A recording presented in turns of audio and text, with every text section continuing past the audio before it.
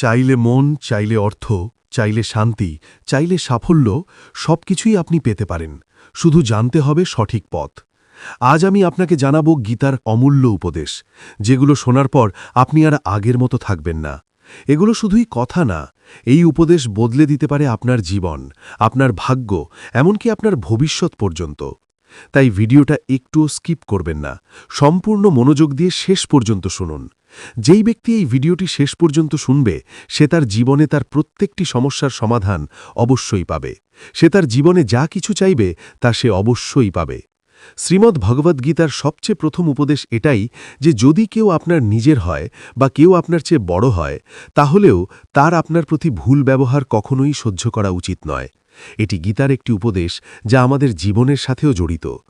আমরাও আমাদের মনের অধিকাংশ কষ্টগুলো এই ভেদে সারা জীবন সহ্য করে যাই যে এ তো আমার নিজের, এ তো আমার বড়, একে আমি কিভাবে কিছু বলি। আমি যদি সহ্য না করি, কিছু বলে দিই, তাহলে আমাদের সম্পর্কই খারাপ হয়ে যাবে, আমাদের সম্পর্কই শেষ হয়ে যাবে। কিন্তু ভাবার বিষয় এটা, সেই ব্যক্তিকে আপনি নিজের বলে ভাবেন কিভাবে, যে আপনার কষ্টের কারণ? নিজের তো সেই হয় যে আমাদের কষ্টগুলো দূর করে দেয়। তাই গীতার এই উপদেশ হল, কাউকে নিজের সুবিধে তুলতে দেবেন না, কাউকে নিজের উপর অত্যাচার করতে দেবেন না। কারণ আপনি যতই সহ্য করবেন, মানুষ ততই আপনাকে সহ্য করার জন্য আরও জোর করবে। গীতার প্রথম অধ্যায়ে যার নাম অর্জুন বিষাদ যোগ এবং দ্বিতীয় অধ্যায় যার নাম সাংখ্য যোগ, তার শুরুতে অর্জুন শ্রীকৃষ্ণের সামনে নিজের দুঃখ প্রকাশ করেছেন যে হে কেশব, আমি কৌরবদের সঙ্গে কিভাবে যুদ্ধ করতে পারি? এরা তো সবাই আমার আপনজনই। আমি কিভাবে ভীষ্ম পিতামহ এবং দ্রোণাচার্যের সঙ্গে যুদ্ধ করব? কারণ এই দুজনই তো আমার পূজনীয়। তাই এই গুরুজনদের মারার চেয়ে বরং আমি ভিক্ষার অন্ন খেয়ে আমার জীবন কাটিয়ে দেব। আর যাদের সঙ্গে আমি যুদ্ধ করতে চলেছি তারা সব ধৃতরাষ্ট্রের পুত্র, অর্থাৎ আমার ভাই তো। এরা তো আমার নিজেরই। এই সবাইকে মারার চেয়ে আমি সন্ন্যাসী হয়ে যাই, এটাই ভালো। তখন শ্রীকৃষ্ণ অর্জুনকে বলেছিলেন, এখানে কে নিজের আর কে পর সেটা প্রশ্ন নয়। যে খারাপ সময়ে, কষ্টের সময় আমাদের সাথে থাকে, শুধু সেই আমাদের নিজের। মহাভারতের আরেকটি গল্প আছে। যখন অর্জুনের পুত্র অভিমন্যু যুদ্ধক্ষেত্রে মৃত্যুবরণ করে, তখন অর্জুন খুবই দুঃখিত হন, কাঁদতে থাকেন। তিনি শ্রীকৃষ্ণকে বলতে থাকেন, আমার পুত্র অভিমন্যু মারা গেছে, আমি এই দুঃখ একেবারেই সহ্য করতে পারছি না, আমি নিজেকেও শেষ করে ফেলব। তারপর ভগবান শ্রীকৃষ্ণ তাকে আত্মাদের লোকে নিয়ে যান, যেখানে অভিমন্যু আনন্দের সঙ্গে বসেছিল। কারণ সে নিজের কর্তব্য পালন করেছিল, সেই জন্য সে উত্তম পদ লাভ করেছিল। যখন অর্জুন কাঁদতে কাঁদতে অভিমন্যুর কাছে পৌঁছালেন, নিজের পুত্রকে দেখে অর্জুন খুব খুশি হলেন। তাকে জড়িয়ে ধরে বলতে লাগল, হে পুত্র, তোকে ছাড়া তো আমি বাঁচতেই পারি না, আমি তো আমার জীবনের আশাই ত্যাগ করে ফেলেছি। তখন অভিমন্যু বলল, আপনি কে? অর্জুন বললেন, আমি তোর পিতা, তুই আমার পুত্র অভিমন্যু। তখন অভিমন্যু বলল, কে পিতা, কে পুত্র? আমার অনেক জন্ম হয়েছে, এক জন্মে আপনি আমার বাবা, আরেক জন্মে আমি আপনার পিতা। আত্মার কোনো মা নেই, বাবা নেই, আত্মা চিরন্তন। যখন অর্জুন দেখলেন যে আমার পুত্র আমাকে চিনছেই না, তখন তার সমস্ত মোহ শেষ হয়ে গেল। এই জন্যই গীতার এই উপদেশটি ভালোভাবে বুঝে নাও। এখানে কেউ নিজের নয়, কেউ পর নয়। যে খারাপ সময়ে, কষ্টের সময় আমাদের সাথে থাকে, শুধু সেই আমাদের নিজের। বাকিরা সব পথের অতিথি। গীতার দ্বিতীয় উপদেশ হল এই যে যে চলে গেছে তার জন্য কখনো দুঃখ করো না, আর যে আসবে তার জন্য একেবারেই চিন্তা করো না। যখন মহাভারতের যুদ্ধ চলছিল, তখন অর্জুন শ্রীকৃষ্ণকে বলেছিল, যদি এই যুদ্ধ হয় তাহলে কোটি কোটি মানুষ মারা যাবে। যে সৈনিক আর যোদ্ধারা এই যুদ্ধে মারা যাবে, তাদের স্ত্রীদের কি হবে, সমাজ কিভাবে এগোবে, এবং এরকম আরও অনেক কথা অর্জুন বলেছিল। তখন ভগবান শ্রীকৃষ্ণ বললেন, হে অর্জুন, তুই বড় বড় জ্ঞানীদের মতো কথা বলছিস, কিন্তু যে সত্যি জ্ঞানী, সে যারা মারা গেছে, যারা চলে গেছে অথবা একদিন চলে যাবে, তাদের নিয়ে দুঃখ করে না, চিন্তা করে না। তোর হাতে কিছুই নেই, তুই চাইলেও কিছু কন্ট্রোল করতে পারবি না। জীবন আর মরণ, এটা তো প্রকৃতির নিয়তি। এই কারণেই যে প্রকৃত জ্ঞানী হয়, সে কারোর মরে যাওয়াতেও কাঁদে না। জ্ঞানীজন না তো গতকালের দুঃখ করেন, আর না তো আগামীকালের চিন্তা করেন। এই কারণেই যা হওয়ার তা হয়েই থাকবে, আর যা হওয়ার নয় তা কখনোই হবে না। এই নিশ্চয়তা যে বুঝে যায়, যার বুদ্ধিতে এটা আসে, তাকে কখনো কোনো চিন্তা পীড়া দেয় না, কোনো দুঃখ কষ্ট দেয় না। আমাদের সব দুঃখের কারণই এই যে আমরা হয় যে সময় চলে গেছে তাকে ভেবে ভেবে নিজের মন খারাপ করি, না হয় ভবিষ্যতের চিন্তায় পড়ে গিয়ে নিজেকে অসুস্থ করে ফেলি, জীবন নষ্ট করে ফেলি। গীতার জ্ঞান আমাদের এটাই শেখায় যে না তো আমরা অতীতের দিনকে বদলাতে পারি, আর না তো আমরা আগামী দিনকে নিয়ন্ত্রণ করতে পারি। আমাদের হাতে আছে শুধু বর্তমান, শুধু আজকের এই মুহূর্ত। আমাদের ৯৮% চাপ ও চিন্তার কারণ হল অতীত এবং ভবিষ্যৎ নিয়ে চিন্তা করা। আমরা সর্বদা সেই নিয়েই বাঁচি, কিন্তু বর্তমানে কখনোই বাঁচি না, এই মুহূর্তটিকে কখনোই উপভোগ করি না। যখন আপনি বর্তমানের পুরো আনন্দ নিতে শিখে যাবেন, তখনই আপনার জীবনের চাপ কমবে, চিন্তাগুলো শেষ হয়ে যাবে। আমাদের হাতে আছে শুধু আজকের এই মুহূর্ত। যা কিছু করার আছে আজই করতে হবে। কখনোই এই ভেবে সময় নষ্ট করা উচিত নয় যে এখনও তো আমার হাতে অনেক সময় আছে। একবার একজন গুরুজি তার এক শিষ্যকে পারস পাথর দিলেন। সেই শিষ্যটি খুব অলস ছিল, প্রতিটি কাজ সে আগামীকাল বলে পিছিয়ে দিত। তখন গুরুজি তাকে বললেন, আমি তোমাকে এই পারস পাথরটি দিচ্ছি। এই পারস পাথর দিয়ে যখন তুমি লোহাকে স্পর্শ করাবে, তখন সেই লোহা সোনা হয়ে যাবে। আর এই পারস পাথর আমি তোমাকে ১ মাসের জন্য দিচ্ছি। যখন ১ মাস শেষ হয়ে যাবে, তখন আমি এই পাথরটি তোমার কাছ থেকে ফেরত নিয়ে নেব। ততক্ষণ পর্যন্ত তুমি এই পাথরটি নিজের কাছেই রাখো। গুরুজির সেই শিষ্য বাজারে লোহা কিনতে গেল। যখন সে বাজারে লোহা কিনতে পৌঁছল, তখন সে দেখল লোহার দাম অনেক বেশি। সে বলল, কয়েকদিন পর কিনে নেব, যখন লোহার দাম কমে যাবে। তার বুদ্ধিতে একবারও এই কথা এলো না যে এই লোহাটিকে আমি সোনা বানিয়ে অনেক ধন উপার্জন করতে পারি। কিন্তু তার মনের ভরসা হলো অলসতা, তার মনের আলস্য। তার কারণে সে ওই কাজটা আগামীকালের জন্য পিছিয়ে দিল। এইভাবে করতে করতে পুরো মাসটাই শেষ হয়ে গেল। তারপর গুরুজি সেই শিষ্যের কাছে এলেন এবং বললেন, বলো তো, তুমি কতটা সোনা বানালে?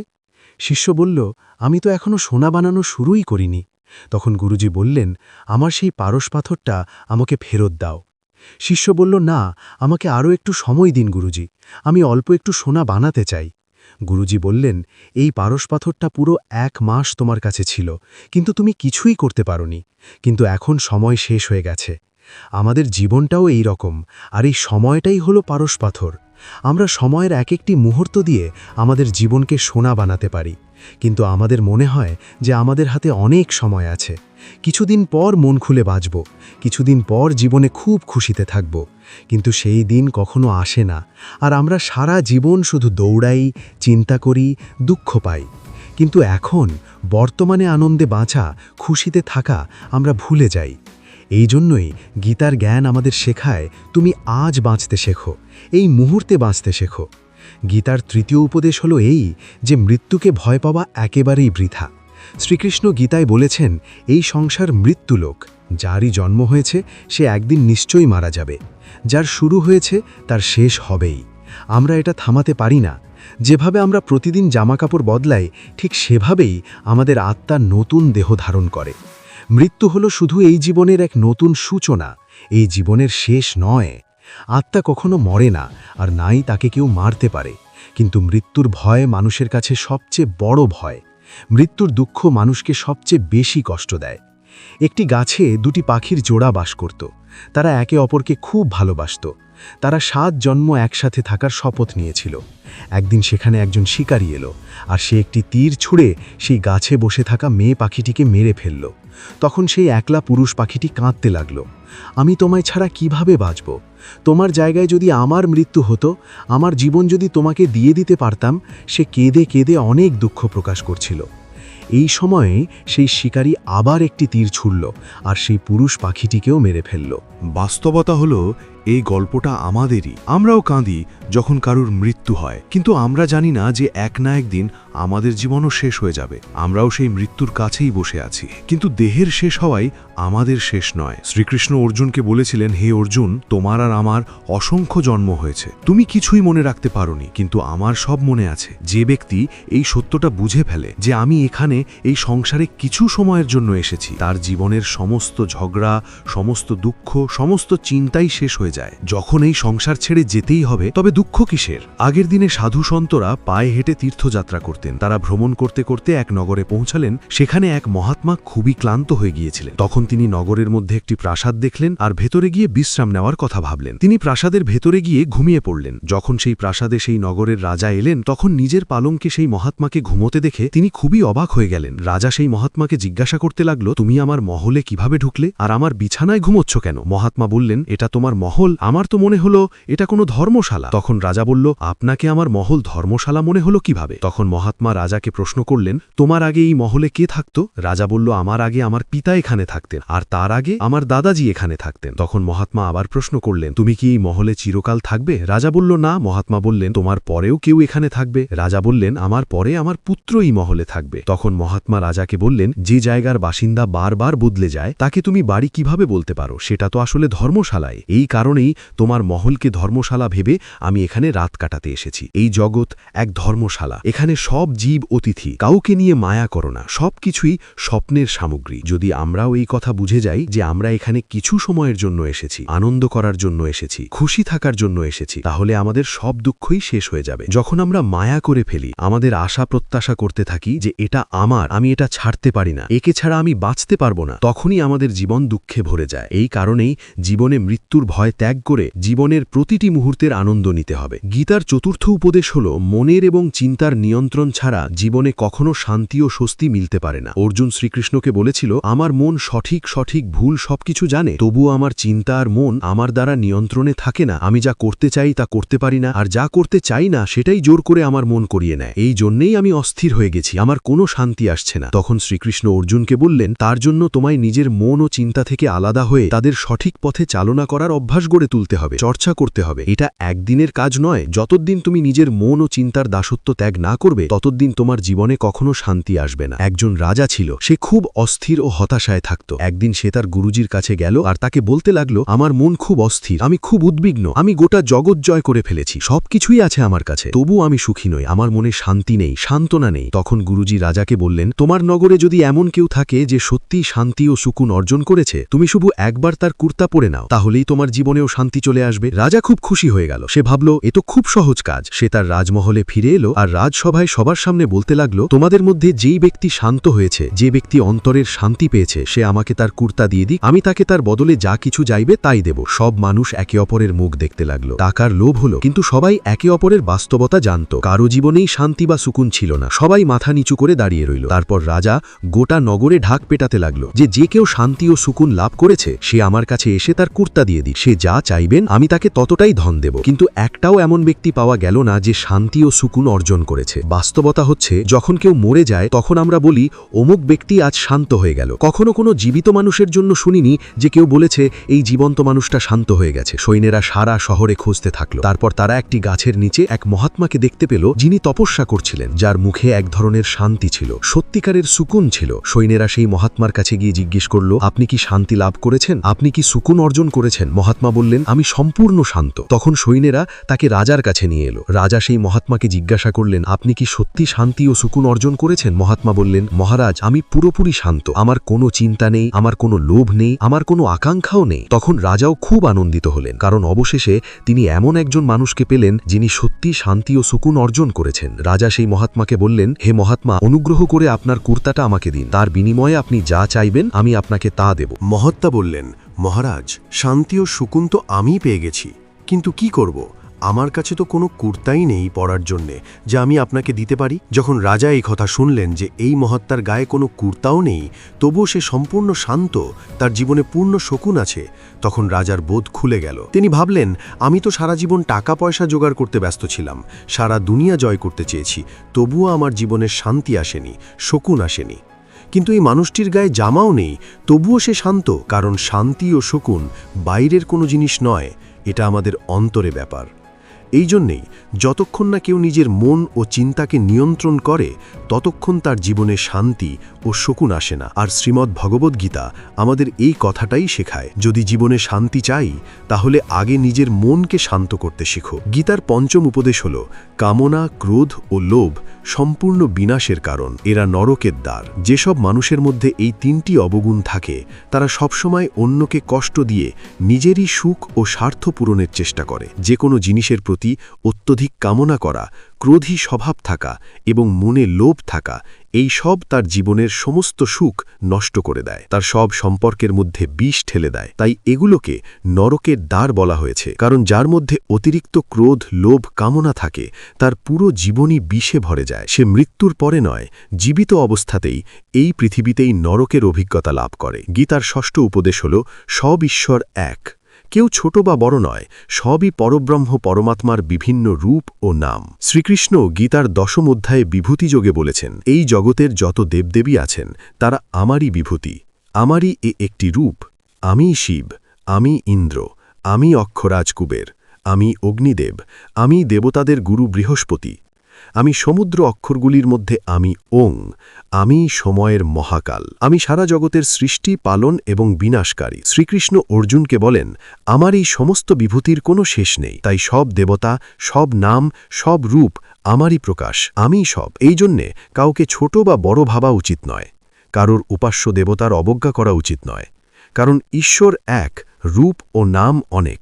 গীতার এই উপদেশ আমাদের শেখায় কখনো অন্যের ইষ্টদেবকে ছোট ভাবা উচিত নয় এবং এই নিয়ে কখনো ঝগড়া বা বিবাদ করা উচিত নয় যে কে বড় বা কে ছোট, সবাই এক পরমেশ্বরের প্রকাশ মাত্র। গীতার সপ্তম উপদেশ এই যে যে কোনো মানুষ সমস্ত জগতের আশ্রয় ছেড়ে কেবলমাত্র ভগবানকেই নিজের একমাত্র আশ্রয় ও ভরসা মানে, তার সমস্ত প্রয়োজন পূরণ করেন স্বয়ং ঈশ্বর এবং তার সব রকমভাবে রক্ষা করেন সেই পরমাত্মা। শ্রীকৃষ্ণ গীতায় বলেন, যে সকল ব্যক্তি সমস্ত অন্য চিন্তা ত্যাগ করে কেবল আমার চেতনা ও চিন্তন করে, আমার উপাসনা করে, আমার উপর সম্পূর্ণভাবে নির্ভর করে, তাদের যোগ ও ক্ষেম আমি বহন করি। এখানে যোগ অর্থ যা জীবনে এখনো পাওয়া যায়নি তা পাওয়ার ব্যবস্থা করা, আর ক্ষেম অর্থ যা জীবনে ইতিমধ্যে পাওয়া গেছে তার রক্ষা করা। শ্রীকৃষ্ণ বলেন, যে ব্যক্তি আমাকে তার একমাত্র সহায় ও আশ্রয় ভাবে, আমি তার জীবনে যা দরকার তা এনে দিই, আর যা সে অর্জন করেছে তার সম্পূর্ণ রক্ষা করি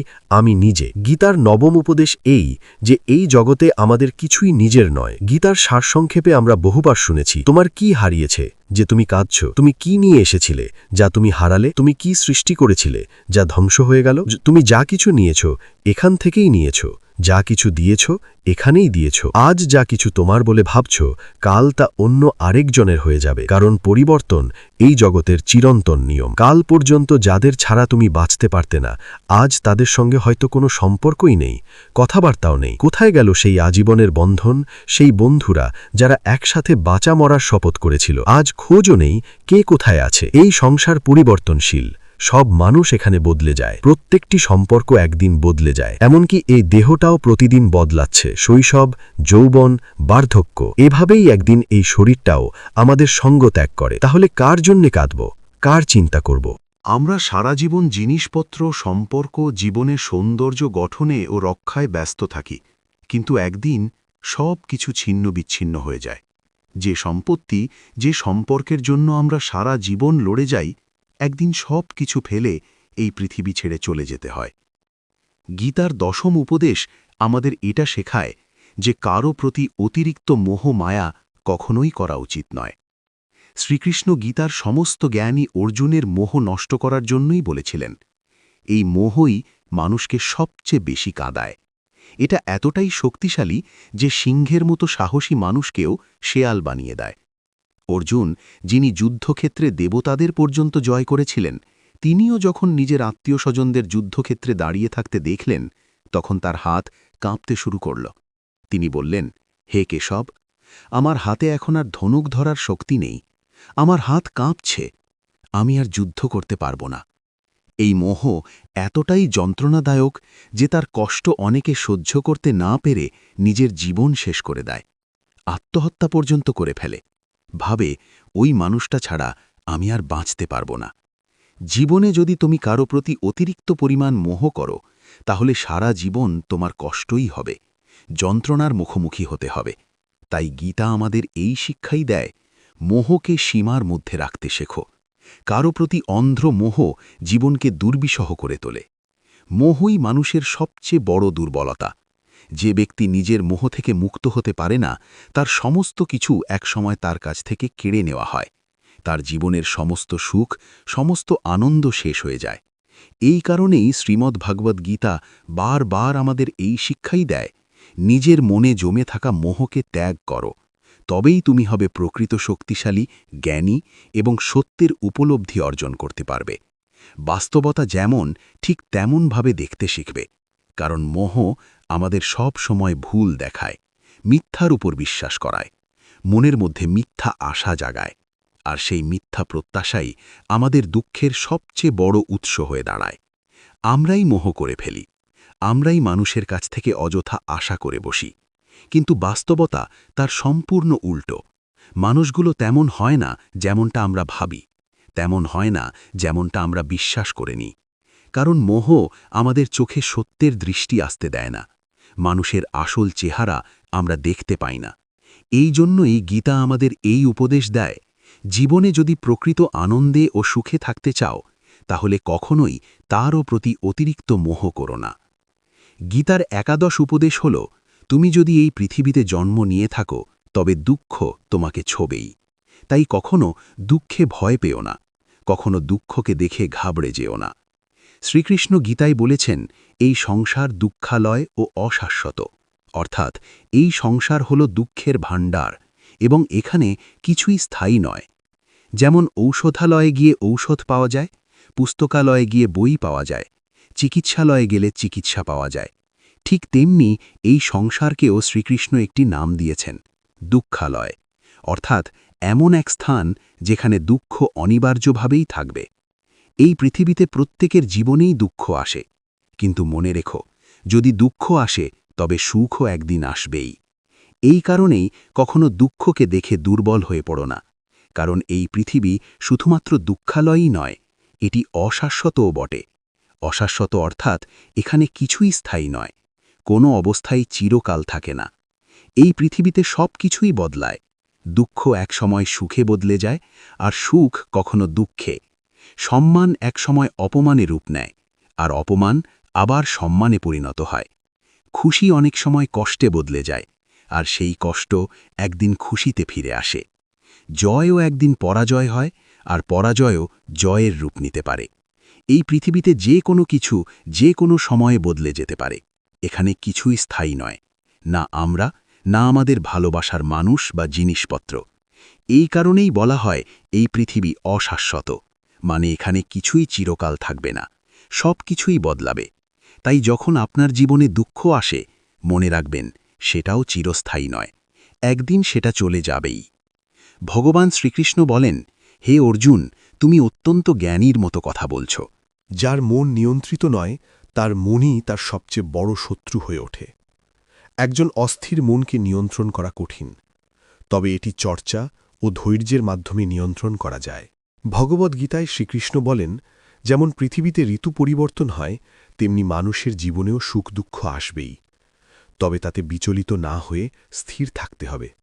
হে অর্জুন, সময় ও ভাগ্যের চেয়ে সৃষ্ট কিছু কেউ পায় না। যেমন প্রদীপের শুরুতে প্রদীপের নিচে লুকানো অন্ধকার দেখতে পারে না, তেমনি মানুষও তার যৌবনের নিচে লুকিয়ে থাকা বার্ধক্য দেখতে পায় না। কোনো জীব ধ্বংস হওয়ার আগে তার দুর্বলতা ধরা পড়ে না, কারণ তার মন তাকে জীবনের শেষ মুহূর্ত পর্যন্ত তারই জালে আটকে রাখে।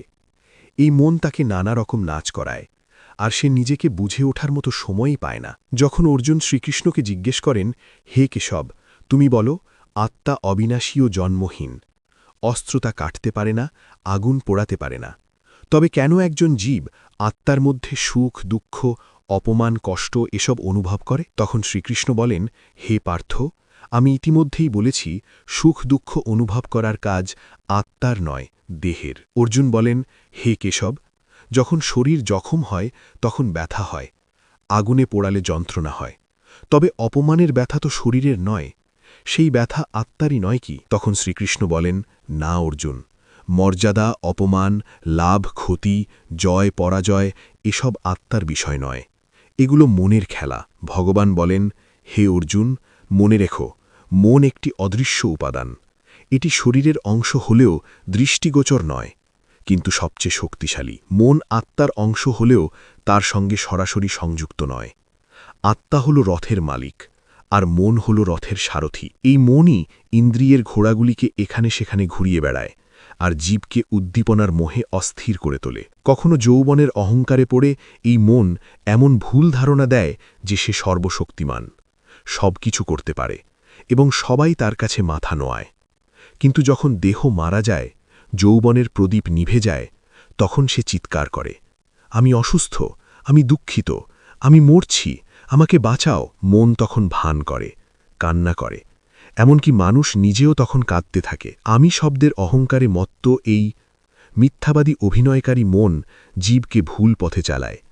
এই মনই মানুষকে নিজের ইচ্ছার জালে ফেলে এবং তাকে নিয়ন্ত্রণ করে। মন শরীরের প্রতি আকৃষ্ট হয়, নিজের সুখের প্রতিও মোহগ্রস্ত হয়, আবার নিজের দুঃখেও আকৃষ্ট হয়।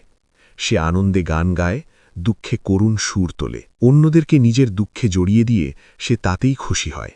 হে পার্থ, জীবের উচিত এই মনকে নিয়ন্ত্রণে রাখা। নিজের অন্তরের মনকে নিয়ন্ত্রণ করো এবং আত্মার গভীরে তাকাও।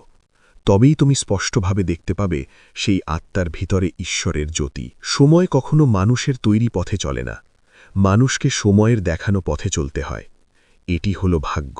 জীবন তখনই কঠিন মনে হয় যখন আমরা নিজেকে বদলানোর বদলে পরিস্থিতি বদলাতে চাই। যখন সময় তোমার বিরুদ্ধে যায়, তখন সবচেয়ে ভালো কাজ হল নীরব থাকা। যখন তোমার মধ্যে ভক্তির অনুভব আসবে, তখন বুঝে নিও তুমি ঈশ্বরকে নির্বাচন করনি, ঈশ্বর তোমাকে নির্বাচন করেছেন। যে যাই বলুক, নিজেকে শান্ত রাখো, কারণ সূর্য যতই তেজস্ক্রিয় হোক না কেন, সমুদ্র কখনো শুকায় না। সবসময় সাবধান থাকো সেই সব মানুষের থেকে যারা কানে কথা ভরে। তারা ভালো সম্পর্কও নষ্ট করে দিতে পারে। ক্ষমতা আসে কর্ম থেকে। প্রত্যেক মানুষ জন্মের সময় একটি শূন্য। এই পৃথিবীতে ভালোবাসা হল সত্য থেকেও বড় সত্য, আর যাকে ভালোবাসো তার কাছে মিথ্যে বলাও কঠিন হয়ে যায়। পুরো পৃথিবীর মধ্যে সবচেয়ে সুন্দর জুটি হল হাসি আর অশ্রু। এই দুইয়ের একসাথে থাকা কঠিন, তবে যখন তারা একসাথে থাকে তখন সেই মুহূর্তটাই সবচেয়ে সুন্দর। কর্মই হল সর্বোচ্চ ধর্ম। শ্রীকৃষ্ণ অর্জুনকে বলেন, মানুষ এই পৃথিবীতে এসেছে শুধু কর্ম করার জন্য। কেউই কর্ম ছাড়া বাঁচতে পারে না। সেই কারণে মানুষকে উচিত নিজের কর্তব্য পালন করা, কিন্তু ফল নিয়ে চিন্তা না করা। রাগ হল সেই দরজা যা মানুষকে নরকের পথে নিয়ে যায়। রাগের কারণে মানুষের মন অস্থির হয়, সে রেগে গিয়ে কখনো নিজেকেই ক্ষতি করে বসে। শ্রীকৃষ্ণ বলেন, মানুষকে উচিত রাগ এড়ানো। যত বড় রাগই আসুক, নিজেকে শান্ত রাখার চেষ্টা করতে হবে। আজ যেটা তোমার, সেটা গতকাল ছিল অন্য কারো, আর আগামীকাল হবে আরেকজনের। তুমি খালি হাতে এসেছিলে, আবার খালি হাতেই ফিরে যাবে। মনকে নিয়ন্ত্রণ করাটা খুব গুরুত্বপূর্ণ, কারণ মানুষের মন বাতাসের মতোই চঞ্চল। এই মনই তাকে যৌন কামনায়, লালসায়, মোহে বিভ্রান্ত করে। জীবনে সফল হতে হলে মনকে নিয়ন্ত্রণে আনা একান্ত প্রয়োজন। মন নিয়ন্ত্রণ করলে মনের শক্তি কেন্দ্রীভূত হয়, আর এতে করে কাজেও সাফল্য আসে। গীতার মতে, যে ব্যক্তি তার মনকে নিয়ন্ত্রণ করেছে সে অপ্রয়োজনীয় চিন্তা ও কামনা থেকে দূরে থাকে এবং সহজেই তার লক্ষ্যে পৌঁছায়। তবে যদি তুমি মনকে নিয়ন্ত্রণ না করো, তবে এই মনই তোমার সবচেয়ে বড় শত্রু হয়ে উঠবে। যে ব্যক্তি সর্বদা সন্দেহে থাকে সে কখনো শান্তি পায় না, তাই সন্দেহ এড়িয়ে চলাই শ্রেয়। অতিরিক্ত সন্দেহ মানুষের মনোশান্তি নষ্ট করে এবং সে নিজের সম্পর্কগুলো ধ্বংস করে ফেলে। মানুষের কর্মই তার জীবনের ভিত্তি। যে কর্ম সে করে সে অনুযায়ী ফল পায়। ভালো কাজ করলে ভালো ফল, আর খারাপ করলে খারাপ ফল পেতে হয়। তাই মানুষকে সদা শুভ কর্ম করাই উচিত। মানুষের দুঃখের পেছনে 5টি প্রধান কারণ রয়েছে। অসম্পূর্ণ ভক্তি বা বিশ্বাস। যখন মানুষ যা চায় তা পেলে বলে এটি ঈশ্বরের কৃপা, কিন্তু যখন তার ইচ্ছার বিরুদ্ধে কিছু ঘটে তখন সে দুঃখী হয়। এই একপেশে দৃষ্টিভঙ্গি হল দুঃখের প্রথম কারণ। 2. স্বার্থপরতা।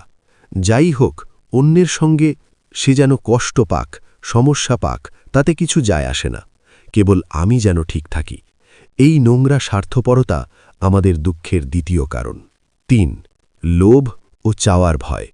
যা কিছু এখন আছে তা হারানোর ভয়, আর যা নেই তা না পাওয়ার আশঙ্কা আমাদের সব সময় তাড়া করে।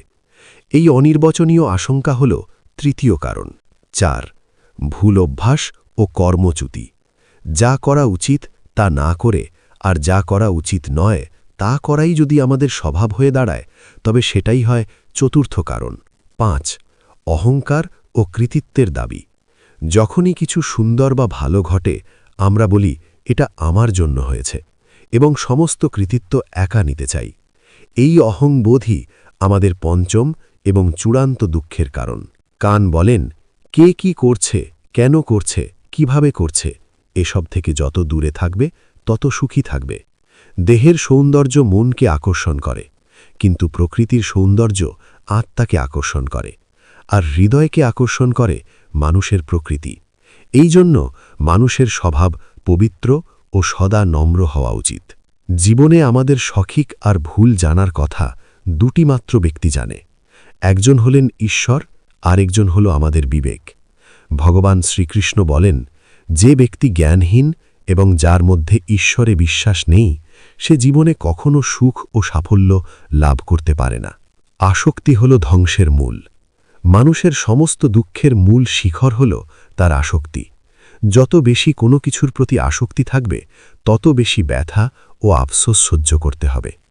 অতীত পাল্টানো যায় না, ভবিষ্যৎ দুশ্চিন্তায় গড়ে ওঠে না, তাই বর্তমানকে উপভোগ করাই প্রকৃত সুখ। শ্রীকৃষ্ণ বলেন, যে তোমার পাশে থাকে তাকে পাশে রাখো, আর যে তোমায় বিশ্বাসঘাতকতা করে তাকে ছেড়ে দাও।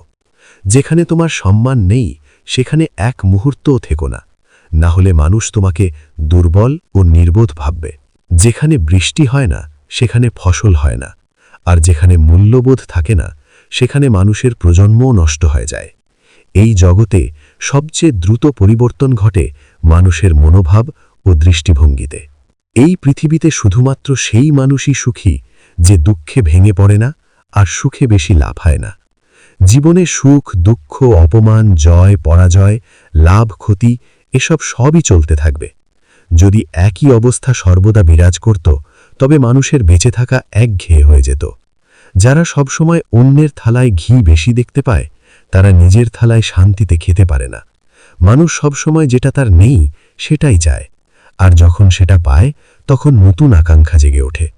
এইভাবে সম্পূর্ণ জীবন অসন্তোষেই কেটে যায়। সন্তুষ্টি হল জীবনের মূল মন্ত্র। যদি কারোর মধ্যে সন্তুষ্টি থাকে, তবে কোনো দুঃখই তাকে ভাঙতে পারবে না। এটাই জীবনের গোপন সত্য। অহংকার আমাদেরকে বহু সম্পর্ক থেকে বিচ্ছিন্ন করে দেয়। সময় এতটাই শক্তিশালী যে সেটি অহংকারী মানুষকেও একদিন ভেঙে দিতে পারে। অনেক সময় বন্ধুরাও আপনাকে বিপদে ফেলতে পারে। তাই যদি সময় ভালো হয় তবে অহংকার ত্যাগ করো, আর যদি সময় খারাপ হয় তবে খারাপ সঙ্গ ত্যাগ করো। মানুষের জীবনভর 4টে বিষয় মনে রাখা উচিত। 1. ভাগ্য ত্যাগ ছাড়া কখনো অর্জিত হয় না। 2. কিছু না দিয়ে কেউ কিছু পায় না। 3. যে দেয় না তার নেওয়ার অধিকার নেই। 4. যে বীজ না বনে সে ফল খাওয়ার আশা করে, সে নিজের জীবন নষ্ট করে। নিজের ব্যাখ্যা কাউকে বোঝানোর চেষ্টা করো না। যে তোমার উপর বিশ্বাস করে তার কোনো ব্যাখ্যার দরকার নেই, আর যে বিশ্বাস করে না সে ব্যাখ্যা দিয়েও বুঝবে না। বুদ্ধিমানরা নীরব থাকে, জ্ঞানীরা শুধু প্রয়োজনীয় কথা বলেন, আর অজ্ঞরা তর্কে লিপ্ত থাকে। স্বপ্ন ও লক্ষ্য এই দুয়ের মাঝে একটি পার্থক্য আছে। স্বপ্নের জন্য ঘুম দরকার, কিন্তু লক্ষ্যের জন্য ঘুম ত্যাগ করতে হয়। ভাবনার দৃষ্টিভঙ্গি ভালো হওয়া উচিত। কারণ দৃষ্টিশক্তির চিকিৎসা করা যায়, কিন্তু মনোভাবের নয়। নিজেকে ভালো করে তোলো, তাহলে এই খারাপ মানুষগুলো নিজেই তোমার জীবন থেকে সরে যাবে। যে মানুষ তোমাকে ছেড়ে যায় তার দরকার কেবল একটি অজুহাত, আর যে মানুষ শেষ নিঃশ্বাস পর্যন্ত তোমার পাশে থাকে সে কোনো কারণ ছাড়াই তোমার সঙ্গী থাকে। জীবনে একটা কথা মনে রেখো, যা কিছু তোমার হাতে আছে তা হয়তো অন্য কেউ ছিনিয়ে নিতে পারে, কিন্তু ভাগ্যে যা লেখা তা কেউ ছিনিয়ে নিতে পারে না। তুমি কাউকে কিছু দান করলে অহংকার করো না, কারণ কে জানে তুমি হয়তো তাকে এই জন্মে দিচ্ছ, কিন্তু সেটা হয়তো পূর্বজন্মের ঋণ শোধ করা। অহংকারী মানুষের বংশ, গৌরব ও সম্মান সবই একদিন শেষ হয়ে যায়। যদি তোমার বিশ্বাস না থাকে তবে রাবণ, গৌরব ও কংসের পরিণতি দেখে শিখে নাও। যদি কাউকে বিশ্বাস করতেই হয় তবে তার কথায় নয়, কর্মে বিশ্বাস করো। শ্রীকৃষ্ণ বলেন, যে ব্যক্তি আমায় সত্যিকারে জানে সে জন্ম ও মৃত্যুর বন্ধন থেকে মুক্তি পায়। যে ব্যক্তি ভগবদ্গীতার পাঠ করে এবং তা অনুসরণ করে সে সকল পাপ থেকে মুক্ত হয়ে পবিত্র হয়ে যায়। তার সব অপকর্মের প্রভাব ধ্বংস হয়ে যায়। যার ভাগ্যে কিছু আছে সে দৌড়ে এসে পায়, যার ভাগ্যে নেই সে এসেও হাওয়ার মতো চলে যায়। ঠিক তেমনি মানুষের ইচ্ছেগুলো তার বুদ্ধিকে বিভ্রান্ত করে দেয়। যে ব্যক্তি সম্মান, অপমান, সুখ, দুঃখে স্থির থাকে সেই ব্যক্তি শ্রীকৃষ্ণের প্রিয়। অন্যকে নিজের দুঃখের কারণ ভাবলে কখনোই সেই দুঃখ লাঘব হয় না। যদি হঠাৎ কেউ আচরণ বদলে ফেলে তাহলে বুঝে নিও সে তোমার থেকে কিছু চাইছে। বিজ্ঞান বলে জিভার ক্ষত সবচেয়ে দ্রুত সারে, কিন্তু জ্ঞান বলে জিভার আঘাত কখনোই পুরোপুরি সারে না। একটি নতুন সকাল পেতে হলে তোমাকে আগে গভীর অন্ধকার সম্পূর্ণভাবে অনুভব করতে হবে। সবচেয়ে বড় অপরাধ হল অন্যায় সহ্য করা এবং ভুলের সঙ্গে আপোষ করা। মানুষ দুই কারণে পুরোপুরি বদলে যায়, হয় তার জীবনে কেউ বিশেষ কেউ আসে অথবা কেউ বিশেষ কেউ চলে যায়। বিশ্বের 4টি স্থান এমন যেগুলো একবার খালি হলে আর পূর্ণ হয় না। 1 সমুদ্র, 2 শ্মশান, 3 তৃষ্ণার পাত্র, 4 মানুষের মন। যখন একজন বিচক্ষণ মানুষ কোনো সম্পর্ক আর রক্ষা করে না তখন বুঝে নিতে হবে কোথাও না কোথাও তার আত্মসম্মানে আঘাত লেগেছে। ভালোবাসা নিজে ক্ষমা চায়, আর অহংকার শুধু শোনো, আমার কথা শোনাতে চায়। শ্রীকৃষ্ণ বলেন তোমার কাজই তোমার পরিচয়, কারণ একই নামের হাজারো মানুষ থাকতে পারে, কিন্তু তোমার কর্মই তোমাকে আলাদা করে। তুমি যত ভালো কাজ করো না কেন মানুষ তোমার ভুলটাই মনে রাখে আর প্রশংসা করে শুধুই শ্মশানে। যদি তুমি কাউকে একবার ক্ষমা করো তবে তুমি উদার, দ্বিতীয়বার ক্ষমা করলে তুমি অতি মায়াবী, কিন্তু তৃতীয়বার ক্ষমা করলে তুমি বিশ্বের সবচেয়ে বড় বোকা।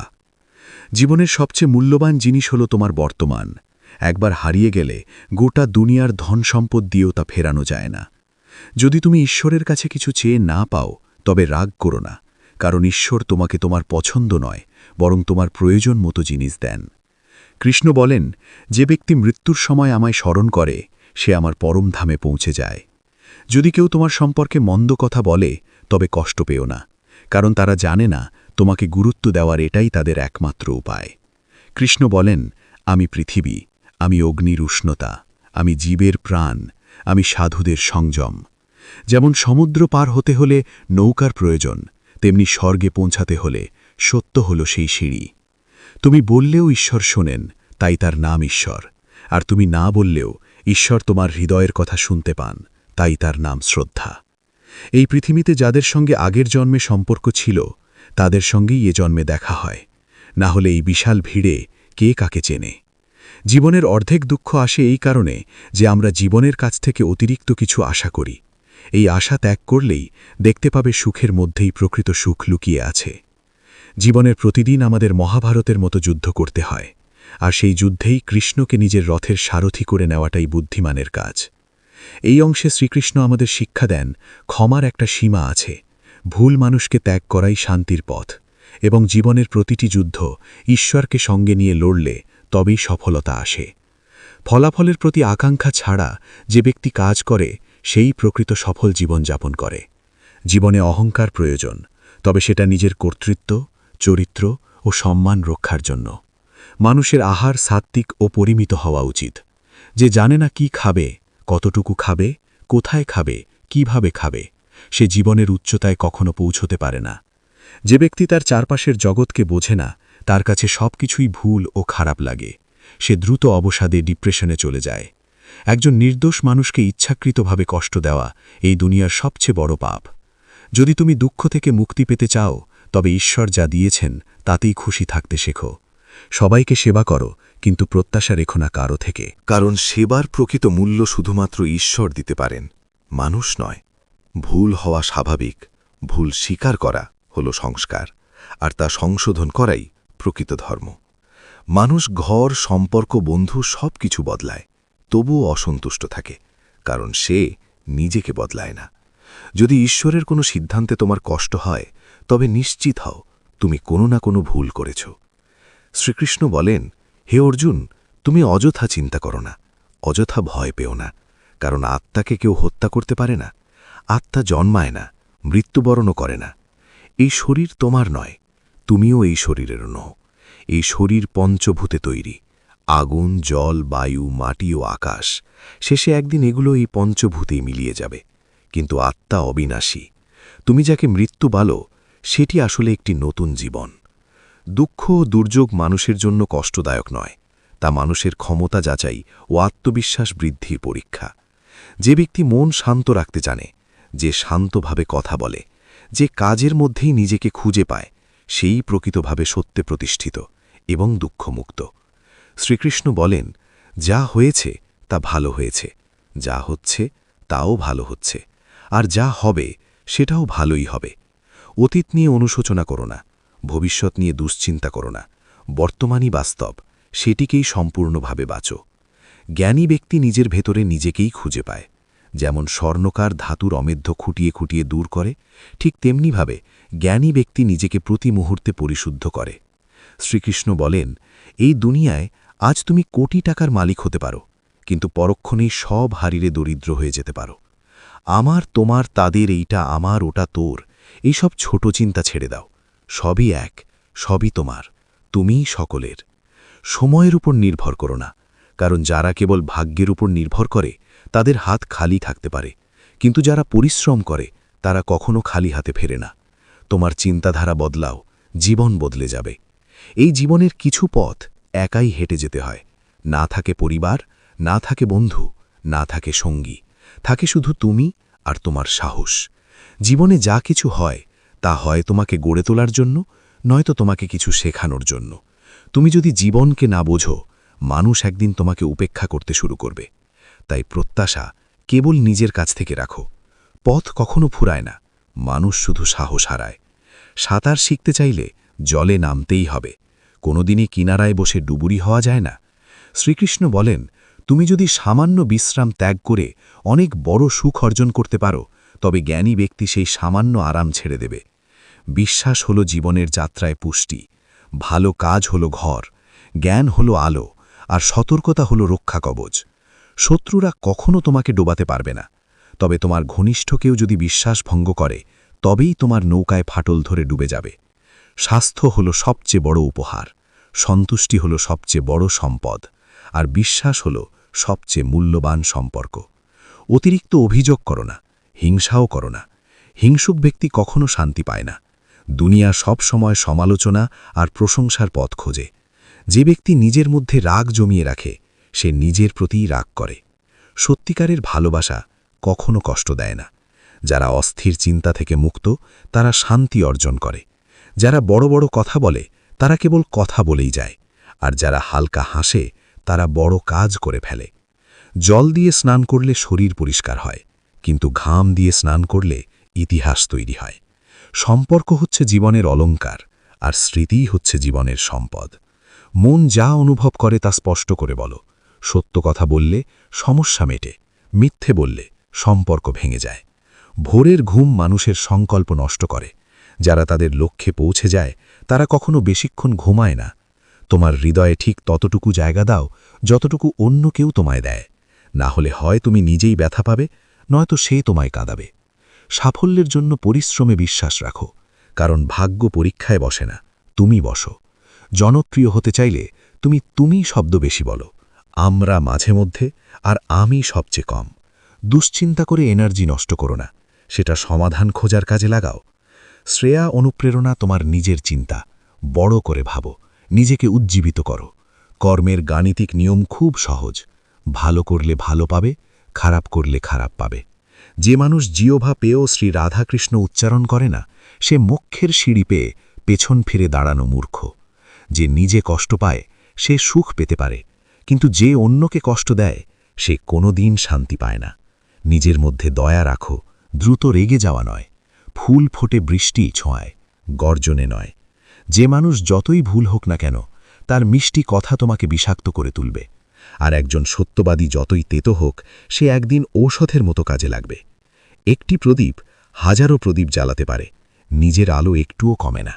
তেমনি সুখ বাটলে কখনো কমে না। শ্রীকৃষ্ণ বলেন, হে মানব, যদি তুমি সমস্ত জাগতিক দুঃখ থেকে মুক্তি চাও, তবে আমাকে পূজা করো। যে ব্যক্তি আমাকে পূজা করে না, সে এই জীবনেও শান্তি পায় না, পরজন্মেও পাবে না। ভগবান বলেন, যে ব্যক্তি ভক্তিভরে এই গীতার গুড় জ্ঞান অন্য ভক্তদের বলেন, তাকে আমি অত্যন্ত প্রিয় করে নিই। তাই বন্ধুদের অনুরোধ, এই জ্ঞান শেয়ার করে ছড়িয়ে দাও, তাহলেই তুমি পাবেন ভগবান শ্রীকৃষ্ণের অশেষ আশীর্বাদ। বন্ধুগণ, এই আমাদের ক্ষুদ্র প্রয়াস। আপনাদের কাছে অনুরোধ, এই ভিডিওটি লাইক করুন, আর চ্যানেলে নতুন হলে চ্যানেলটি সাবস্ক্রাইব করুন। আপনার পরিবার ও বন্ধুদের সঙ্গে শেয়ার করুন।